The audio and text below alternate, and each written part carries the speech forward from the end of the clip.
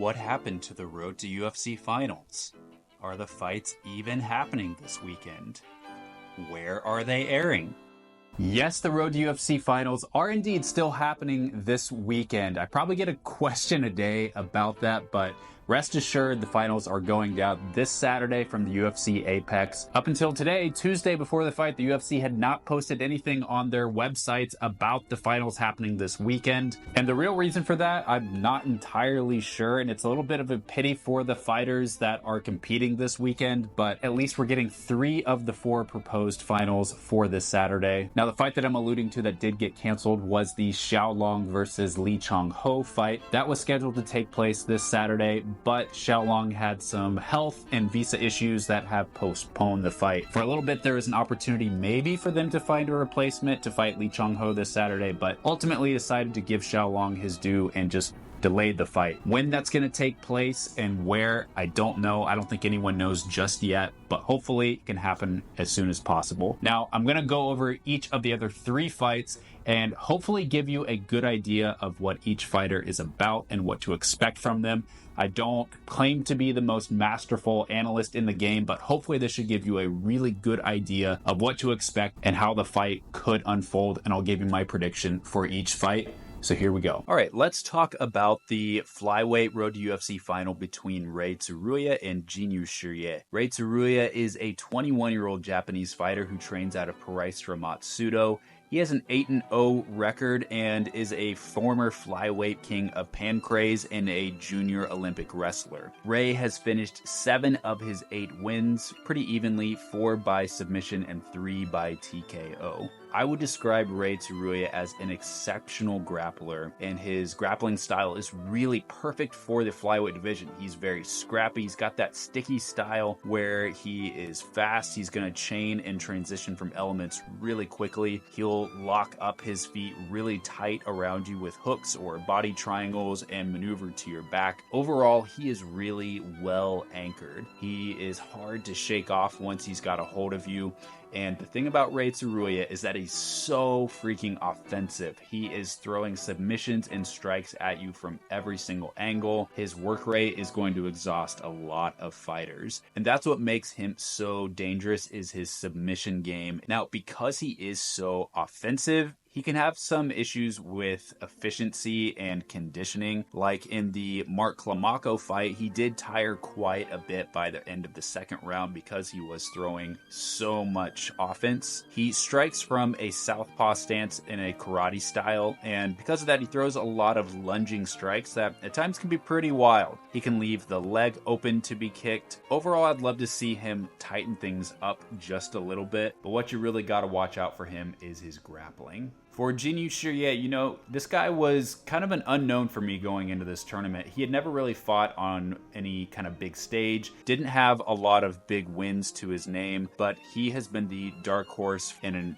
excellent surprise for this tournament. He is also pretty young at 23 years old. He's got a 13-2 record. He has finished 8 of his 13 wins, 5 by TKO and 3 submissions. I'm still getting a handhold on what exactly Jiniushiyue's style is, but what really impresses me about him is how measured, calm, and efficient he is. He has no wasted movement, throws a really fast jab, a strong left hook, and everything he does has an immediate purpose to it. Also really good at measuring distance. He does have good head movement, but sometimes he can leave his chin up in the air just a little bit too much for my taste. Overall, he's got really good takedown defense. We saw a good fast double leg from him against Billy Pasolutan. And this guy, don't let his smaller stature deceive you. He's got massive ground and pound for a flyweight. That's what he was able to take out Pasolutan with. And honestly, what I would describe is the difference between Jiniushiyue and Rei Tsuruya. Both of these guys, really good, exciting grapplers. But for Jiniushiyue, his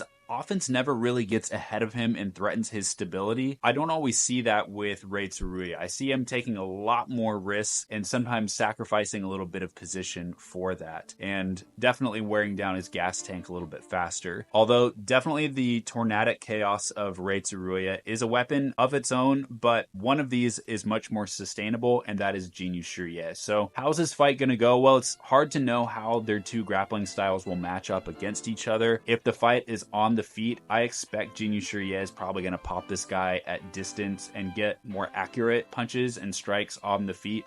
So if these two end up striking, if say Rei Tsuruya isn't able to take Jiniushiyue down, probably I would side with Jiniushiyue to get this decision win. But if Rei Tsuruya is able to get him to the ground, which I imagine he may be able to a few times, I would give the edge slightly to him just because he is a lot more dynamic. It seems like he's got a lot more tools in his belt, and just his work rate and how fast he moves. I think if I have to pick one of these guys, I think it's probably going to be Rei Tsuruya, although I may be eating my words. I think this could end up being a really competitive and even fight, but Rei Tsuruya just throws a lot more offense, works a lot faster than Jiniushiyue. So I'm going to say we see a second round submission from Rei Tsuruya. Turning our attention now to the featherweight finals, we've got Yizha versus Kaiwen in an all-China affair. Starting with Yizha, man, this guy, he fought in the finals in Road to UFC in the first season and just barely lost a split decision. Honestly, this guy's probably going to be in the UFC one way or another in the near future. Yizha is 29 years old and he's been training at the UFC PI in Shanghai, originally though from the Umbua fight team. He's got a 71-inch reach, and his record is a pretty good 24-4. And if you look at that breakdown, he's got 13 submissions of those 24 wins. Yizha is a really good wrestler, grappler. He's got exceptional balance, fast hips, and what stands out with Yizha is his intense pressure, both with the striking and in the clinch work and grappling. No matter where he's at, he's going to be moving forward, and he's going to be putting a lot of pressure, and his strength and conditioning can pretty much hold up for that. His last fight against Kim Sang-won, we really got to see a lot of his striking and how well he just mixes up his attack. He was throwing elbows, knees, kicks, punches, everything throughout the clinch as well. And as the fight wore on, just way too much for Kim to take, and Yizha won a clean, unanimous decision. For his striking, there's not a whole lot that's too spectacular about it. He moves forward in a lot of straight lines. He throws mostly straight punches, and he doesn't always move his head super well, so he's pretty open to be countered. Against Kaiwen, I'm expecting that he's going to be using his strikes mostly to set up the takedowns. And looking now at Kaiwen, the powerful 28-year-old who has been mostly training at Bangtao Muay Thai and MMA in Thailand, although he also travels around a lot of different places. He has a 69-inch reach, so a little on the shorter side there.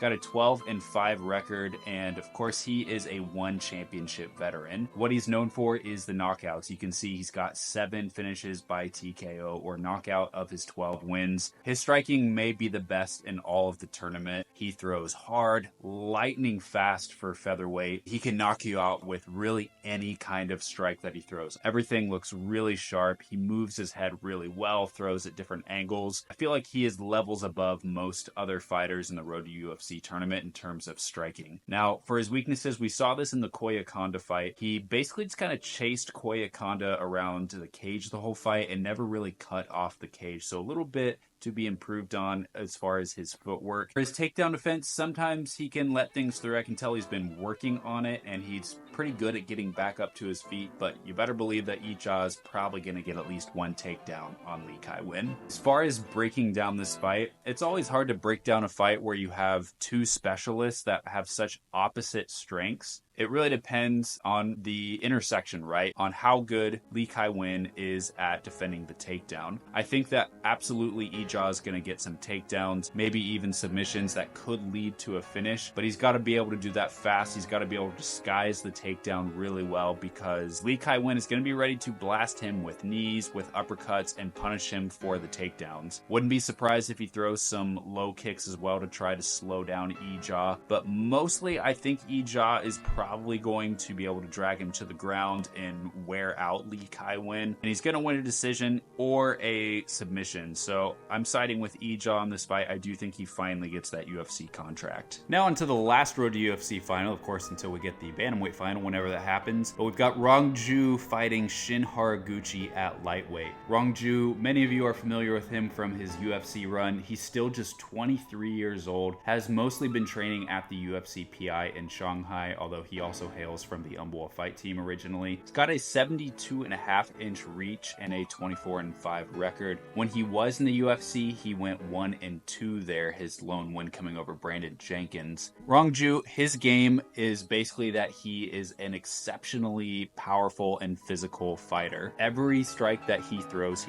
everything into it, and those strikes, when they land, cause a lot of damage, whether they're the calf kicks or uppercuts. Against Kim Song-wook, you really saw the damage accumulate quickly on his whole body when Rongzhu was connecting. Against Hong Sung-chan, I mean, he took Hong out in about 90 seconds. So really a flawless performance from Rongzhu there. He carried himself like a UFC fighter in that fight and really pitched a shutout. Another thing that we see from Rongzhu that's improved from his time in the UFC is his takedown game. He hasn't been taken down yet by anyone in Season 2 of Road to UFC. And while Kim Song-wook may not be the wrestler that Shin Haraguchi is, he was able to defend all the chain wrestling of Kim, so that means a little bit to me. Regardless, whatever you're doing, Rongzhu is always going to be throwing volume in your face. He's always going to be countering you, so it's hard to fight him without taking at least a fair amount of damage from Rongzhu. Now, on the flip side, he doesn't particularly move his head all that well and can be pretty hittable with hooks and jabs. Kim Song-wook hit him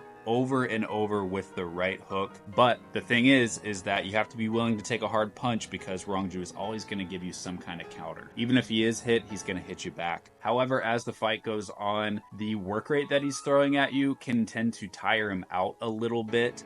At the same time, once he gets tired, his charisma kicks in, and that carries him through to the end of the fight. So he's got a lot of juice in the tank, whether it's his own will or it's strength and conditioning. He's going to be in your face till the final bell. Looking at Shin Haraguchi, by far the best wrestler in the tournament. He's 7-0 and 25 years old. He trains at a Brave gym in Japan, and his reach is 68.5 inches, a couple inches shorter than Rongzhu. He's got 5 of 7 wins by TKO. He was an All Japan and freestyle wrestling champion. He's fought a lot of really good competition in his short career, and of course, a lot could be said about his wrestling technique. He's going to get Rongzhu down, especially in the later rounds. He's levels ahead of everyone else, thinks fast, uses angles on his wrestling, flows between attempts, controls the limbs really well. What's better is that he can do it for the whole fight, no problem. However, my concerns with Shin Haraguchi is that he can be a little bit one-note. I think what we may be seeing here is an all-star wrestler that is kind of caught in between transitioning to an MMA fighter. Sometimes he thinks just as a wrestler and not as an MMA fighter. When we saw him fight Windry Patalima, he wasn't always advancing to better positions. We saw him settle a little bit. He really didn't advance his position too much against Patalima in round 1, and into round 2 it took him about 90 seconds in to even use his ground and pound and striking. And that fight, he really finished the fight, not really because the strikes that he was throwing were all that damaging, but mostly because Patalima couldn't escape. So sometimes it seems like he forgets that he can strike and he just wrestles. We saw that also against Park Jae-hyun. And Park, to his credit, he was able to get back up to his feet over and over and over against Shin Haraguchi. Shin really didn't attempt a whole lot of damage against Park. So against Rongzhu, he really needs to think through how he's going to cause damage, or else he's going to lose the fight on damage. Matching these two up is really tough, because I'm sure that Shin Haraguchi is going to get Rongzhu down several times in this fight. It's just a matter of how many of those takedowns can Rongzhu defend, how many times can he get back up. I think that he's going to have some success in doing that. The thing that stands out to me, though, is the damage of Rongzhu. I think that as Shin wrestles, as he gets back up to his feet, he may be eating some punches and knees and elbows from Rongzhu in the process. So if that's the case, I lean towards Rongzhu to win a decision in this fight, just based off of the damage that he's going to cause. Shin Haraguchi is going to have some success with his wrestling, but is he going to be able to damage Rongzhu enough to outweigh what Rongzhu is doing to him? Is he going to be able to submit Rongzhu? That's another thing, but I do think that Rongzhu is going to be able to defend a lot of what Shin has. As the fight goes on, I think Shin is going to have more success with his takedowns. He's going to figure some things out, but still leaning towards Rongzhu to win this decision and re-earn a UFC contract. Those are my picks.